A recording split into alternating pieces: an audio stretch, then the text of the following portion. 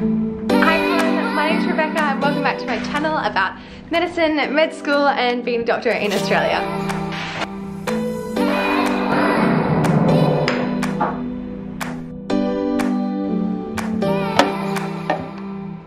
If you haven't met me before, I am a final year medical student in Australia.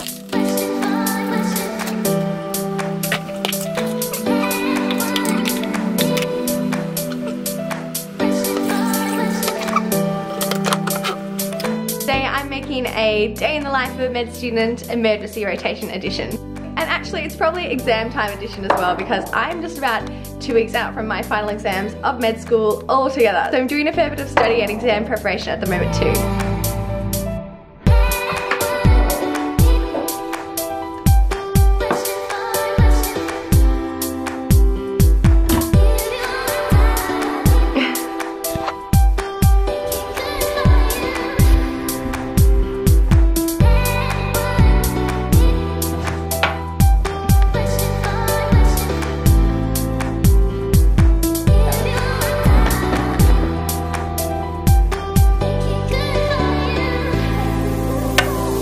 It is right in the middle of the uni year and I have my tired face on. I actually woke up this morning way more tired than I expected. I've been working this week from 12 PM until 9 PM. Last week I was just working normal 8 till 5 and next week I'm working night, so 10 PM till 7 AM. I think even the evenings have knocked me around a little bit. I'm usually out of bed at 6 or 6:30 because I usually get to bed at like 9:30, 10. Coming home from the evening shifts after 9 o'clock, it seems to take me around 2 hours to wind down. So I'm getting to sleep at like 11. I'm naturally sleeping in a bit later and that's what happened to me today. So it is 8 AM and I'm home because I'm actually on evening shifts for the emergency department at the moment. There's nothing much else special today. I'm not going to the gym, seeing friends or family or doing any extra special events. This is just another different day in my life. My exams are at the start of August, which is winter here in Australia, but it looks like we've scored a beautiful day outside anyway. In final year at UTAS we do our exams a little bit earlier. Usually they fall in late October, early November, but in final year we do them in August. This is just hurting my arm. My day is a little bit messed up from usual, but in general you have to forfeit a fair bit of control in medicine of your life outside of medicine. You can't often trust that your placement will be 9 to 5 or even that it will be in the same city that your clinical school is or year by year the same city that your university is in. You can get moved around a fair bit. So given that I'm starting at 12 and finishing at 9, I am not an night owl, so by the time I get home after this shift, I'll be pretty well going to bed. So the morning is the time that I have to study at the moment. And with my 12 to 9 shift, I'll have a lunch break, dinner break around 4 or 5. That time I'm going to practice OSCEs with a friend. We're going to do 3-eat. And this morning I'm going to study. You can hang out with me while I study if you like. I've also got to quickly update my logbook of patients and skills, which involves writing up a short case for 2 patients per day and then a little bit of research for each. Alright, I hope you enjoy the video and I'll check in with you guys.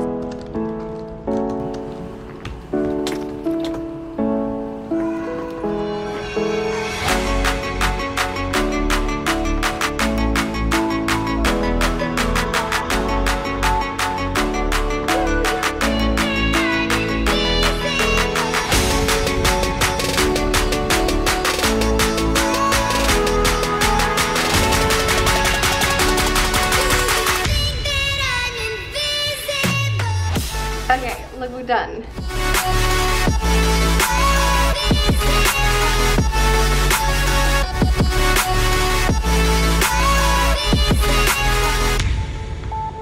Study time. At the moment we're practicing OSCEs a lot because we're only a few weeks out from the exam now. So basically my study at the moment is sort of revising the cases that I've been given by other students or that I've been giving them, because if I give them a case then obviously it's something that I think is important. If we do a study session where we give each other 3 OSCEs each, that means there are 6 different topics to study from that session.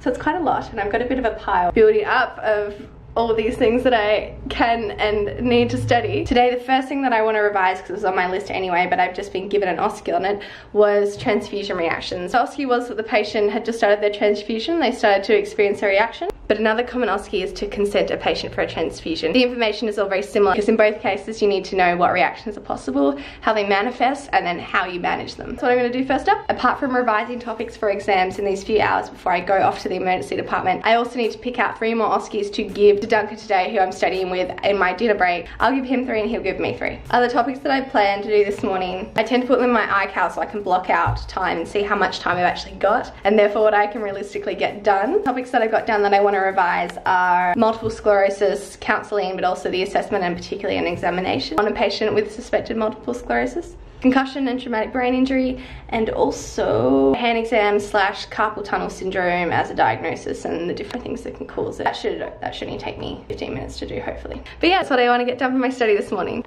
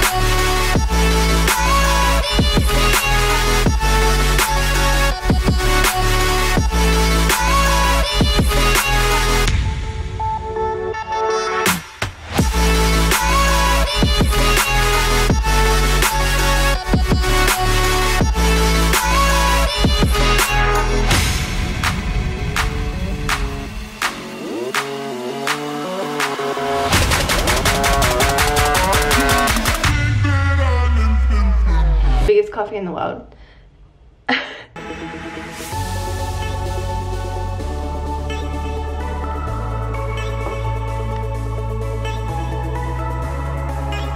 Let's keep this moving. Back to it.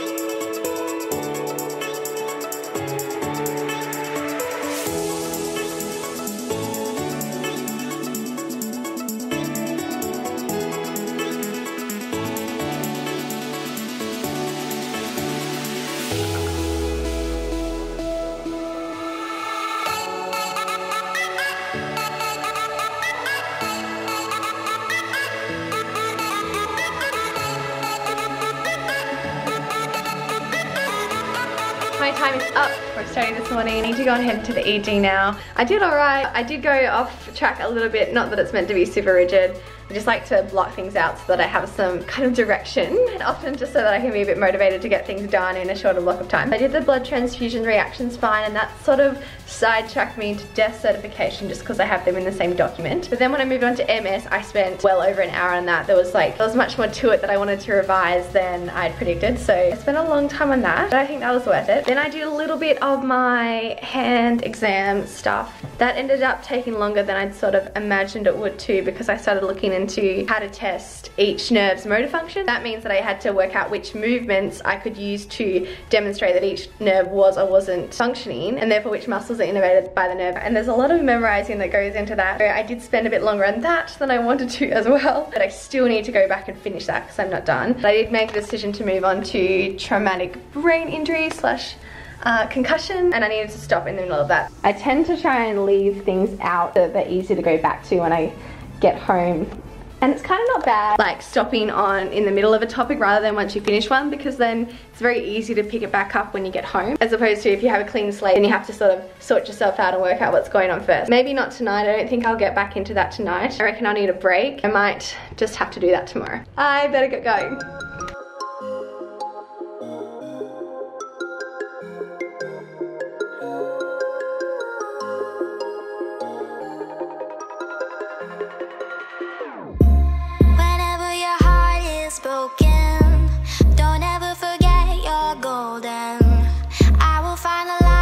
So I'll be there. Never leaving you in the darkness, even when you're out of focus. And I also picked out my OSCEs to give to Duncan for OSCE practice later. So I'll say good morning.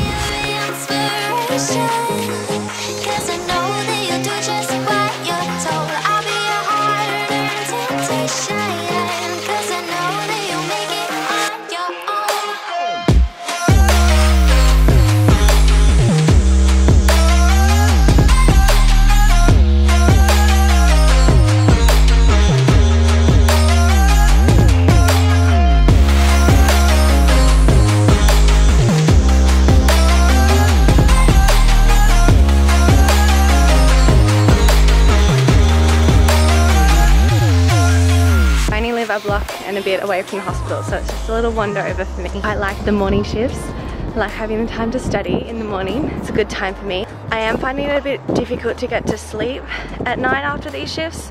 I finish at 9 p.m. It seems to take me a little while to unwind, like get home at like, you know, a bit after 9, and then it probably takes me 2 hours before I can get to sleep. So I'm getting to sleep a bit later than ideal. I think that's probably wearing away at me a little bit, but it has been handy to study in the morning. Not that being tired is ideal for study, but I might go this way actually.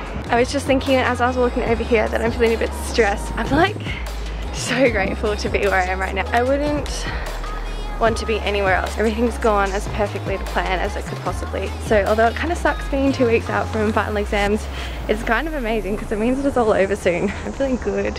Feeling tired, but good. Good in spirits. There's Nick's over there where I study. So that's our clinical school. And then just behind it and next to it, now you're sitting in the hospital. If you guys haven't seen my videos before, I'm at the Launceston General Hospital, which is one of the biggest cities in Tasmania.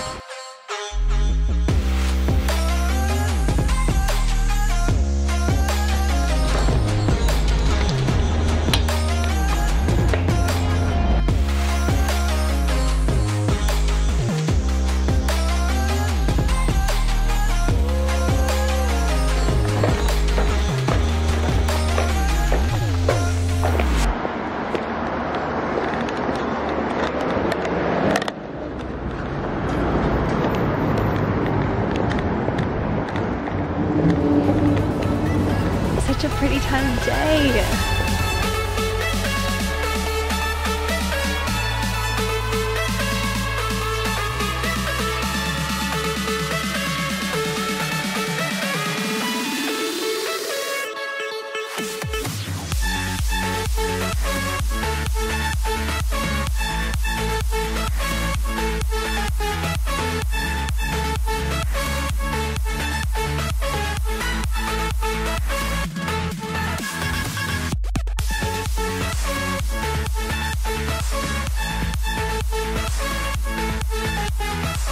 All of the OSCE rooms are taken at the moment. I guess everyone's practicing flat out, so we're just gonna have to practice in this beautiful room with this lovely view. So it's 5 o'clock now. I've just quickly grabbed something to eat and come into the clinical school to practice. There were some interesting cases. I came in, there was already an older man who was in a car accident. He'd come to a stop and he was rear-ended at about 50 kilometers per hour. It was a STEMI classic severe heart attack. That patient came in, was really quickly assessed, and then basically taken straight away by cardiology for their PCI, which is percutaneous coronary intervention, which implies stenting with an angiography. So they view the vessels with some dye and they'll put a stent in to open up the blocked vessel that caused the heart attack. There was a case of acute pericarditis, which was really interesting, something I haven't seen before. Young guy, he was only 24 or something like that. He had a 2-day history of being unwell with sort of cold and flu-like symptoms. It was classic chest pain for pericarditis too. Worse on inspiration, worse on lying down, and improved when you lean forward.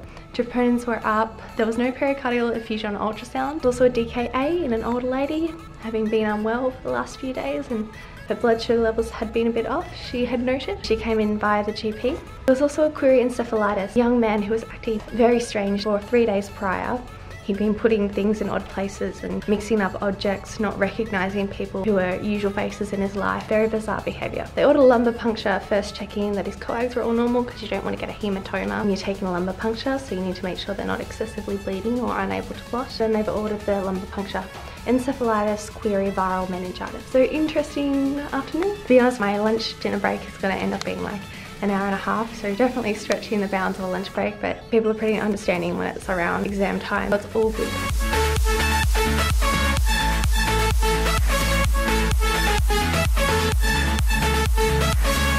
The ED, in my opinion, is a really great place for students to be.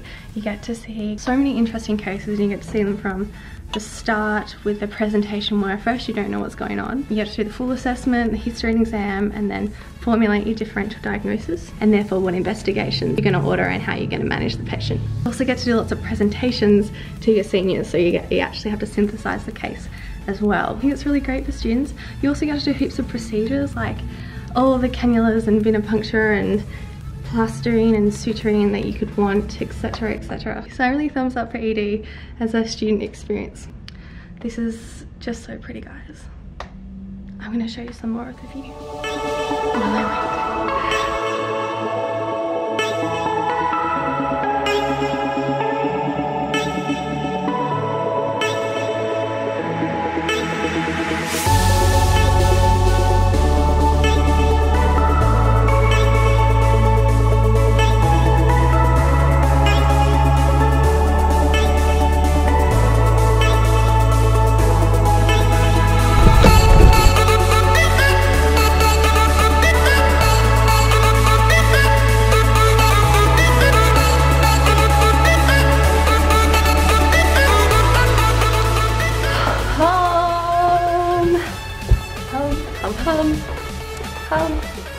Ooh. There's a parcel. From my lovely Nan. Of course. That's so nice. I'm gonna eat some food quickly and then I'll talk to you guys in a minute. ED was good, OSCE practice was good. Like I said, it's too late, it's a bit after 9, so I'm not gonna do any more work tonight. I'm gonna have to revise the OSCEs that we did tonight tomorrow. That's okay. Basically my aim right now is to wind down so I can go to sleep as soon as possible. Oh my goodness, the tiredness has kicked in. It's 10 o'clock. It's 10:30. Oh, it's 10:30. 10:30. Okay, I'm gonna be asleep any moment now. I'm tired. One of the many things that came in my Nan's parcel. It is Carrie's beanies for brain cancer. Trying to raise money for research into brain cancer. Yeah, the ED shifts get me good, like definitely getting me well and truly tired. Everything kind of gets a little bit weird right before exams. You just gotta do what you gotta do. So I explained a little bit earlier about how the shift work works, at least here in the LGH DEM as a medical student, and that's pretty similar for what it would be like if you're working as an intern or an RMO or even a reg. A block of days, then a break, a block of nights, then a break, a block of evenings, then a break, and repeat, repeat, repeat. Change in short blocks rather than having, say, 1 whole month of nights and then 1 whole month of days. So it's tough work. I think switching times would be really tough. For me personally, I think I would rather just do like a month of each and start to get used to that timing rather than trying to swap and change your body clock all the time. One of my friends is an emergency registrar, so that means he's currently doing his training in that specialty. He said that once you become a consultant, you can stop doing those night shifts and instead you're just on call. So you don't actually need to be physically in the building unless a particular patient case requires you to be there. You'll just be on call every few days or weeks, depending on how many staff work in that emergency department and the patient demand. You'll just be on call, you can stay home, but you might get called in by your junior if they need your help. They can give you the case over the phone and you can work out whether or not you need to come in or if they can manage it themselves. I'm not sure if shift work is something that I would be able to do. I'm not sure if that's a bit of a deal breaker. I think I just value the contrary too much. I value having weekends off and I value having a predictable schedule so that I can schedule other things in my life around those shifts in advance. I actually really quite love the idea of the medicine itself, the emergency medicine. Don't know if I love it enough to give up that other stuff in my life. Lots to think about.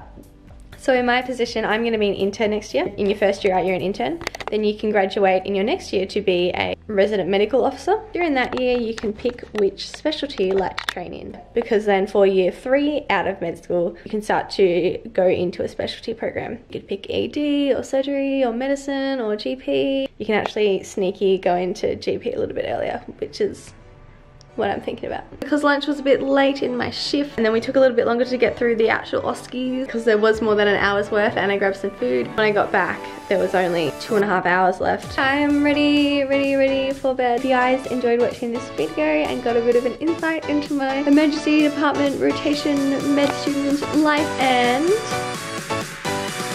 see you guys soon.